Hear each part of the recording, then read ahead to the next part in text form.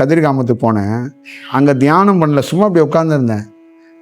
ஒரு அலைவரிசை வந்து எனக்குள்ளே வந்து அட்டாச் ஆகுது.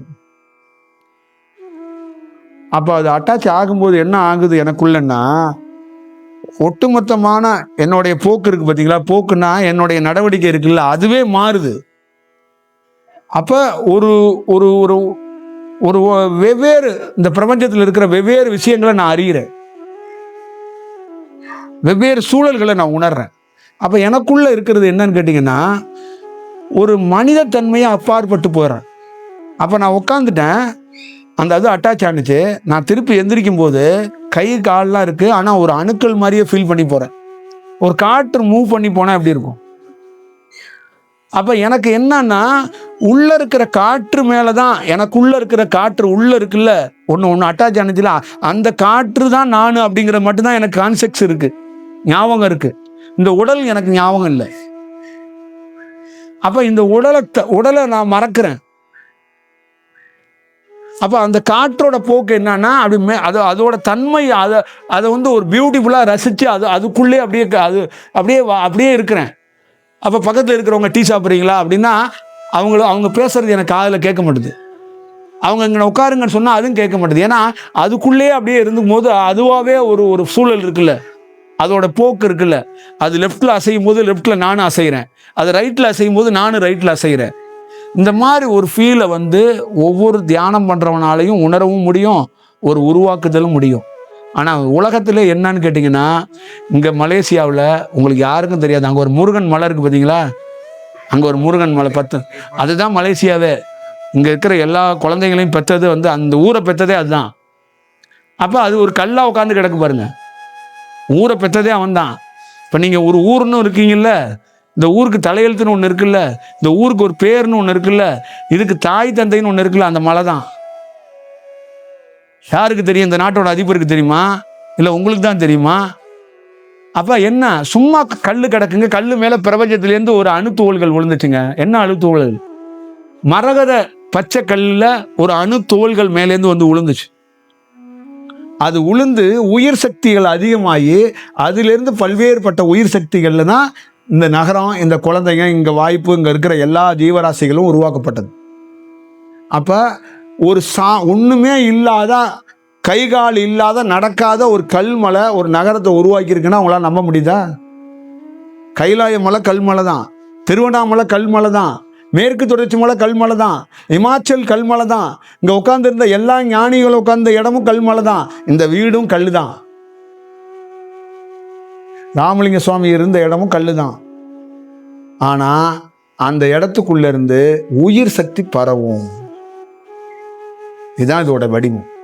அப்போ ஒரு மனிதனுக்குள்ள ஒரு நம்பகத்தன்மையோட கவனித்தல் இருந்து ஒரு இடத்துல உட்கார்ந்தானா அவனுக்குள்ள கொஞ்சம் கொஞ்சமாக ஒரு செயல் கிடச்சிச்சுன்னா அவன் வளருவாங்க.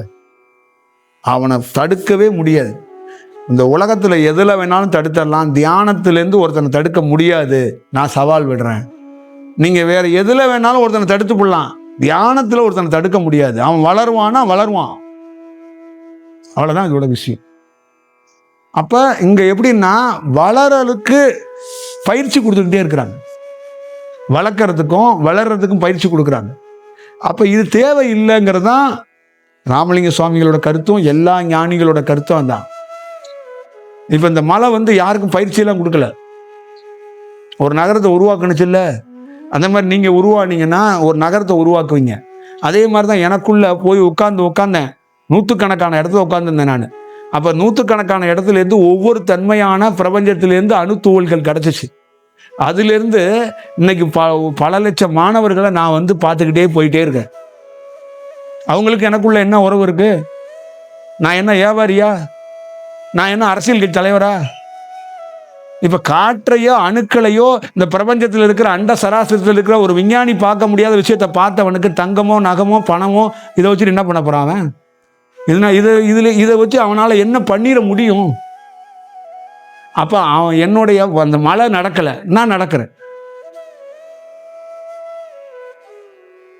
உலகம் அதுக்குள்ளே இருக்கிற விஷயம். கைலாய மலை அங்கேயே இருக்குது, நான் நடந்து போகிறேன். கைலாய மலைக்குள்ளே ஒரு அலைவரிசை இருக்குது, எனக்குள்ளே ஒரு அலைவரிசை இருக்குது.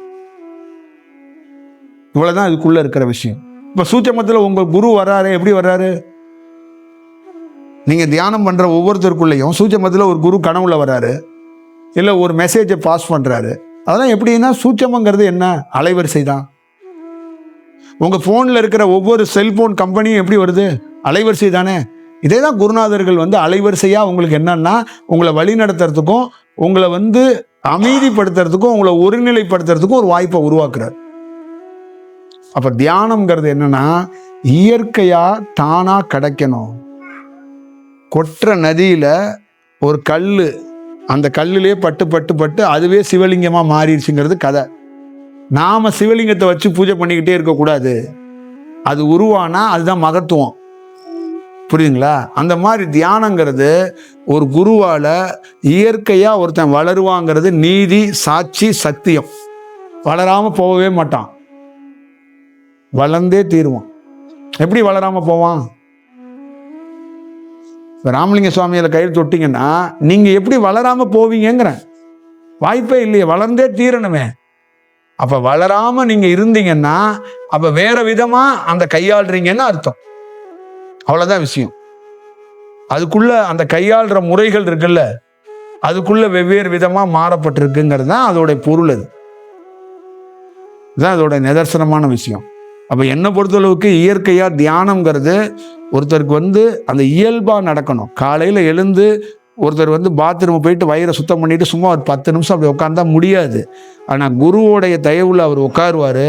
உட்கார்ந்தாருன்னா 10 நிமிஷம் 20 நிமிஷமாகவும் 20 நிமிஷம் 1 மணி நேரமாகவும் 1 மணி நேரம் கழித்து அவருக்குள்ள என்ன நிகழும்னா சக்தி வராது, கடவுள் வராது, குடும்பம் மாறாது, அவருக்குள்ள காற்று மாறி இருக்கும்.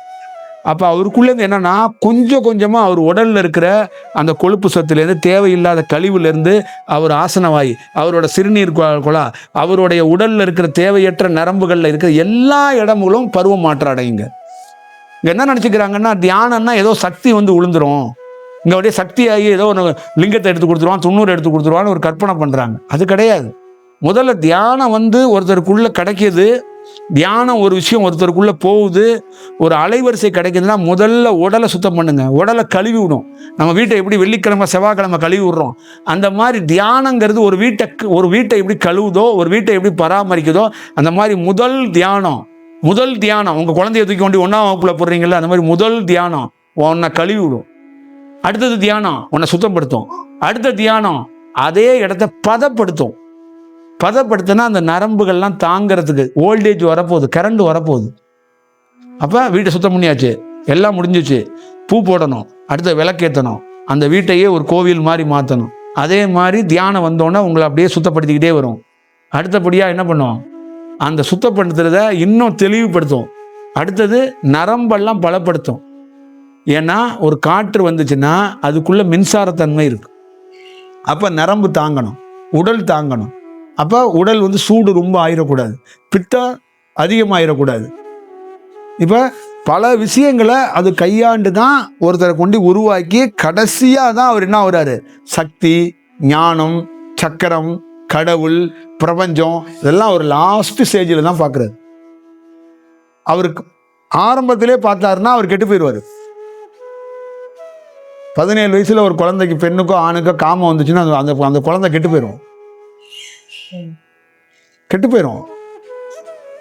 அந்த குழந்தைய எவ்வளோ பெரிய சுப்ரீம் பவர் கொண்ட தாய் தந்தையாலையும் உருவாக்குறது ரொம்ப கடினம்.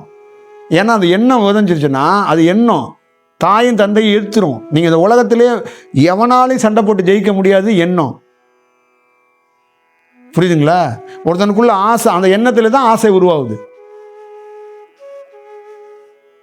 ஒரு வீடியோ பார்த்தீங்கன்னா உணவு பசியே இல்லாது, அந்த வீடியோ பார்த்துக்கிட்டே இருங்க, ஒரு சாப்பாடு சாப்பிட்றத உங்களுக்கு தானாக பசி வந்து. அப்போ என்னன்னா ஒரு லிக்விட் சுரக்கும் உடலுக்குள்ள, ஒரு அமிர்தம் சுரக்கும். அதே மாதிரி தான் எண்ணம், அந்த எண்ணத்துக்குள்ள ஒரு அமிர்தம் சுரக்கும், அதுதான் ஆசை. இதுதான் வாழ்க்கையோட பெரிய கடினமான சவாலாக இருக்குது. அப்போ ஒரு இயற்கையாகவே ஒவ்வொருத்தருக்குள்ளேயும் ஒரு தியானம் கிடைக்கிறது. முக்கியமானது என்னன்னா ஃபஸ்ட்டு தன்னுடைய ஹெல்த்து, உடல் வேற மாதிரி மாறிடுங்க, அதான் நம்பர் 1. உடல் மாறிடும். 2வது அவங்களுடைய போக்கு மாறும். 3வது அவங்களுடைய நடவடிக்கை மாறும். 4வது அந்த லைஃபே மாறும். 5வது படிக்கிற ஸ்டைல் மாறிடும். 6வது படிச்சு வச்ச விஷயம் இருக்கு பாத்தீங்களா, அதெல்லாம் மேம்படுறோம். அது அப்படியே ஒவ்வொரு ஸ்டேஜ்லயே அவங்களோட குரோத்தை பார்க்க முடியும். ஒரு ஞானிங்கிறதுக்கு என்னன்னு சொல்லியிருக்காங்கன்னா, அவனுடைய மெமரி பவர் பன்மடங்கு அப்படியே விரிந்து போகுதான். வானம் மாதிரி அப்படியே விரிந்துகிட்டே போகுதான். நம்மளுடைய மெமரி தொடர்லாம் எப்படி விரியுதான்னு நீங்களே பாருங்க. அப்ப அவன் இந்த ட்ரெஸ்ஸை, இந்த முடிய, மற்ற தன்னை சிகைப்படுத்திக்காத இருக்கிறதுக்கு காரணம் என்னன்னா, அவன் பார்க்க வேண்டியதை பார்த்துட்டான், ரசிக்க வேண்டியதை ரசிச்சுட்டான், அதுக்குள்ள வாழ்றான். இதை அவன் பெரிதுபடுத்துறது இல்லை. புரியுதுங்களா? அவன் இதை ஒரு பெரிதா ஒரு விஷயமா அவன் எடுத்துக்கிறது கிடையாது. ஒரு மரத்துக்குள்ள இருக்கிற உயிரை பார்க்கறாங்க. மரத்துக்குள்ள நீங்க என்ன பார்க்குறீங்க? இலையை பார்க்குறீங்க, அதுக்குள்ள இருக்கிற பூக்களை பார்க்குறீங்க, அதுக்குள்ள இருக்கிற வண்டுகளை பார்க்குறீங்க, அந்த மரத்தோட கிளையை பார்க்குறீங்க. நான் என்ன பார்க்குறேன்னா, என்னுடைய முடியையோ என் தாடியோ பார்க்கல, எனக்குள்ள இருக்கிற உயிரை பார்த்துக்கிட்டு இருக்கேன். அப்ப மரத்தை ஒருத்தன், எவனாவது ஒருத்தன் எந்த மரத்தையாச்சும், வாழை மரத்தை, பனை மரத்தை, தென்னை மரத்தை உயிரை பார்த்துருக்கான் அப்படின்னு பார்த்துருக்கானா? பார்க்க மாட்டான். அதே மாதிரி தான் ஒவ்வொரு பெண்ணும் ஒரு ஆணும் உடலை தான் பார்ப்பாங்க. உடலுக்குள்ள உயிர் ஒன்று இருக்கு அப்படிங்கிறது தெரியும். ஆனா உயிர் தான், இந்த உடல் இல்லை அப்படின்னு பார்த்தா அப்பதான் உண்மைத்தன்மை என்னன்னு தெரியும். அப்போ அந்த வாழ்க்கையில் ஒவ்வொரு பெண் சார்ந்த இருக்கிற பெண் இங்கே உட்காந்துருக்க அத்தனை பேரும் லைஃப்பில் நல்லா ஞாபகம் வச்சுக்கோங்க. நீங்கள் இன்னொருத்தரை நம்பியே வாழ்கிறீங்க, மிஸ் ஆயிடுவீங்க. உங்களுக்கு உடம்பு முடியலைன்னா ஒரு மெடிக்கல் ஷாப்புக்காரன், உங்களுக்கு உடம்பு முடியலைன்னா ஒரு டாக்டரு, உங்களுக்கு உடம்பு முடியலைன்னா எவனா ஒருத்தன் கசாயம் வச்சு கொடுப்பான், உங்களுக்கு முடியலைன்னா ஒருத்தன் ரசம் வச்சு கொடுப்பான், உங்களுக்கு முடியலைன்னா ஒருத்தன் தோல் தாங்குவான், உங்களுக்கு முடியலைன்னா ஒருத்தன் தூக்கிட்டு போவான், உங்களுக்கு முடியலைன்னா ஒருத்தன் அழுவான். ஆனால் ஒரு ஞானிக்கு இந்த மாதிரி இன்னொருத்தன் தேடுறான் பாரு, அது இருக்கக்கூடாதுங்கிறான். இன்னொருத்தன் வரக்கூடாது லைஃப்பில், இன்னொருத்தன் வரவே கூடாதுப்பா, அவ்வளோதான் லைஃப். அப்போ உன் கை, உன் கால், உன் பிரெயின், உன் கண், உன் செவி, இதெல்லாம் எதுக்கு கொடுக்கப்பட்டது? உன்னால் முடியும். உன் உடலை உன்னால் சரியாக பார்த்துக்க முடியும். இதுதான் தியானம். தியானம் மாதிரி இந்த உலகத்தில் வேற எதுவும் கிடையாது. மருந்தே இல்லாத மகத்துவத்தை படைச்சிட முடியும் தியானத்தில். மருந்து இல்லாத மகத்துவம். இன்னைக்கு ஒருத்தர் மெடிக்கல் ஷாப் இல்லாமல், மாத்திரை இல்லாமல், மருந்து இல்லாமல் நின்ற முடியுமா? இந்த ஐயா இருக்கிறாங்களே, இந்த ஐயா காலு ஃபுல்லாக நீர் கோத்து இருக்குது இல்லை, இதுக்கு என்ன இருக்குது வைத்தியம்? இதுக்கு என்ன இருக்குது? எந்த எம்பிபிஎஸ் எம்டி படித்த டாக்டர்கிட்ட என்ன பண்ண முடியும்? சித்த வைத்தியத்தை போனால் 4 கசாயம் கொடுப்பாங்க, டாக்டர்கிட்ட போனால் 2 ஊசி போடுறேன்பாங்க. ஆனால் இதுக்குள்ளேருந்து என்ன கிடைக்கணும்? அவங்க ரத்தம் ஃபுல்லாக சோவையாயிருச்சு, அவங்க ரத்தம் ஃபுல்லாக கருப்பாக இருக்குது, ரத்தம் ஃபுல்லாக. இந்த தன்மை என்ன? கிடைக்க வேண்டிய காற்று கிடைக்கல, ஓட வேண்டிய காற்றோட அளவு கம்மியாக இருக்குது. இந்த காற்று கரெக்டாக கிடைச்சா இந்த நீர்த்தன்மை என்ன ஆகும்? கழிவாக ஏன் தேங்கி நிற்க போகுது? உங்கள் வீட்டு பக்கத்தில் ஒரு தண்ணி தேங்கி நிற்குது, அது திறந்து விட்றீங்கல்ல, அந்த மாதிரி உங்கள் உடலுக்குள்ளே எவ்வளோ இடத்துல தேங்கி நிற்குது தெரியுங்களா கழிவு? யார் திறந்து விடுவா? உங்கள் வீட்டு பாத்ரூம் சுத்தம் பண்ணால் ஒருத்தன் வருவான், உங்கள் வீட்டில் பைப்பை ஒருத்தன் போட்டா சரி பண்ண வருவான், உங்கள் உடலுக்கு ஒன்று பாயிடுச்சுன்னா ஒருத்தன் வருவான், வெள்ளை சட்டை போட்டு ஒருத்தன் வருவான். என்னாச்சு? ஜுரம், ரைட்டு உட்காருங்க, ஊசியை போடுறேன், மாத்திரேன். நீ உன்னோடைய ரோல் என்ன? அவன் உடல்ல இருக்கிற எல்லா கழிவையும் எடுக்க மாட்டான், எந்த ஸ்பாட்ல என்ன இருக்கோ அதை மட்டும் தான் சரி செய்வான்.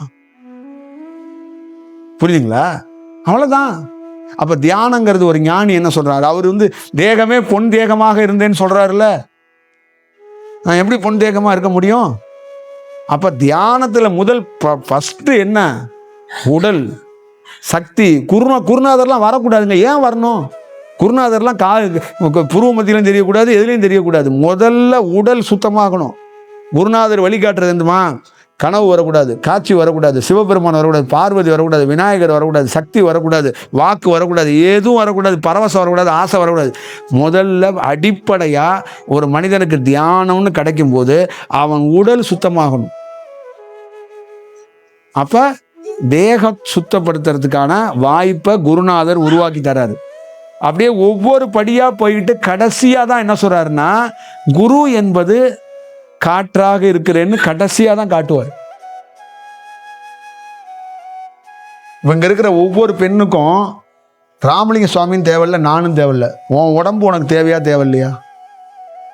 நீ ஏன் வந்து ஆக்சிஜன் வந்து உனக்கு இப்போ உனக்கு மூச்சு திணறல் வருதுன்னு வச்சுக்க, உனக்கு ஒரு செயற்கை சுவாசம் வைக்கணும்ல.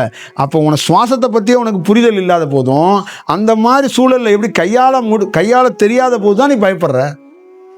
நீ எவ்வளோ பெரிய ஹெல்த்தாக இருந்தாலும் ஒரு சின்ன ப்ரெஷரில் நீ வந்து சுருண்டு விழுந்துருவ. புரியுதுங்களா?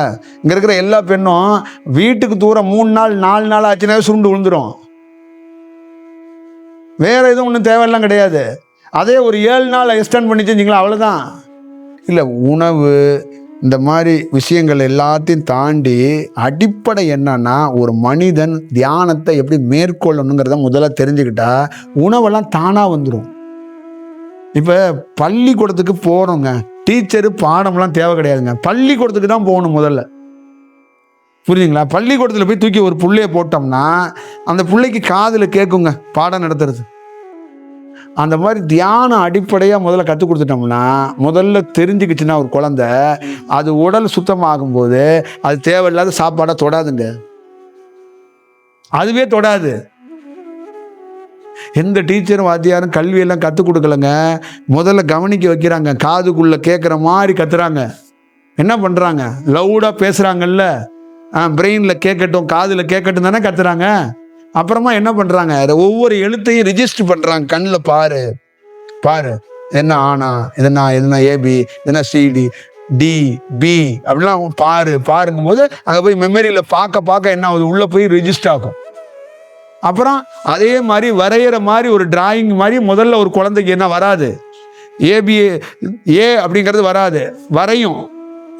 அப்போ அழுத்தத்தை ஏற்படுத்தி என்ன பண்ணுவாங்க, அதை வரைய வைக்கல, அந்த எழுத்தை பதிய வச்சுட்டா தானாக எழுதும், சரன்னு எழுதும்.